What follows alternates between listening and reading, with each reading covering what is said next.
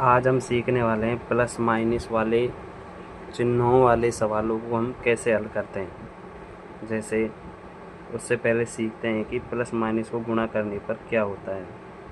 जैसे प्लस इधर है और इधर संख्याएं माइनस में हैं, तो ये किस में आएगी, हमेशा माइनस में आती है, ध्यान रखना, ठीक है।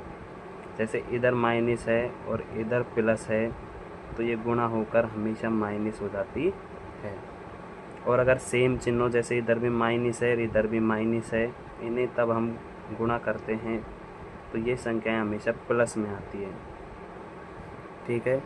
माइनस गुणा प्लस को माइनस होता है, और जब माइनस माइनस को गुणा करते हैं तो प्लस होता है। और मान लो इधर भी प्लस है और इधर भी प्लस है, तो इन दोनों को गुणा करने पर हमेशा प्लस में संख्या प्राप्त होती है, ठीक है। और ये तो हो गया गुणा वाला सिस्टम। जैसे मान लो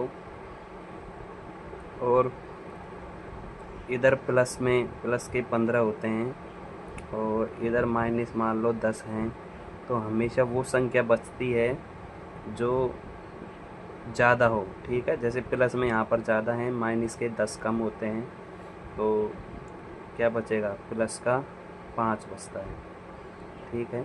इस तरीके से हम जोड़ भी कर सकते हैं। अब सीखते हैं, जैसे गुणा में देख लो। जैसे इधर माइनस के 5 हैं, उसको हमने गुणा किया प्लस के 6 से, तो इधर 6 को जब मैं 5 से गुणा करूँगा तो सभी जानते हैं कि 30 आता है। पर बात यह है कि प्लस का आता है माइनस का आता है। अभी हमने क्या सीखा, इधर माइनस और प्लस को गुणा करते हैं तो माइनस होता है, तो ये हमेशा माइनस होता है। ऐसे ध्यान रखना है कि जब विपरीत चिन्हों को, अलग अलग चिन्हों को गुणा करते हैं, जब अलग अलग चिन्हों को गुणा करते हैं तो संख्या माइनस में आता है, ठीक है। और जब सेम चिन्हों को गुणा करते हैं, जैसे माइनस माइनस प्लस प्लस गुणा कर रहे हैं, तब क्या आता है, प्लस में संख्या आती है, ओके। जैसे इधर 5 है, इधर भी 5 है, तो इनको गुणा करेंगे 25 का आता है। इन संख्याओं में हमें प्लस लिखने की आवश्यकता नहीं होती, ठीक है। जहाँ पर लिखी नहीं होती उसका मतलब समझाना संख्या प्लस में ही है। मान लो इधर माइनस का 5 है और इधर माइनस का 5 है, तो बताओ क्या होगा।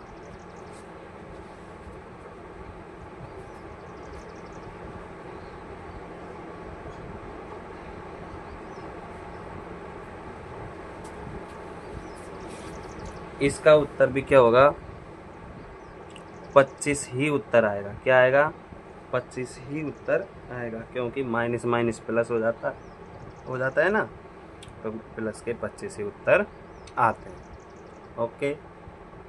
अब देखिए, जैसे चलो ये तो गुणा वाला सिस्टम रहा। अब मान लो ऊपर माइनस के 12 हैं, नीचे प्लस के 6 हैं, और प्लस के 6 में लिखने की आवश्यकता नहीं होती, पर आपको समझाने के लिए लिख देता हूँ।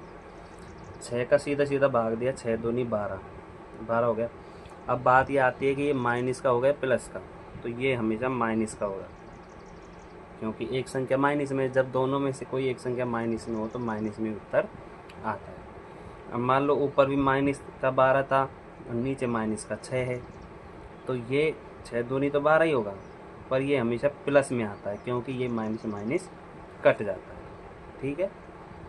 अब जैसे ऊपर 12 है, नीचे माइनस के 6 हैं, तो भी ये माइनस का तो उत्तर आता है, ओके। और जोड़ का मैंने बता ही दिया, गुणा का ये सिस्टम हो गया, ये भाग का सिस्टम हो गया, ठीक है।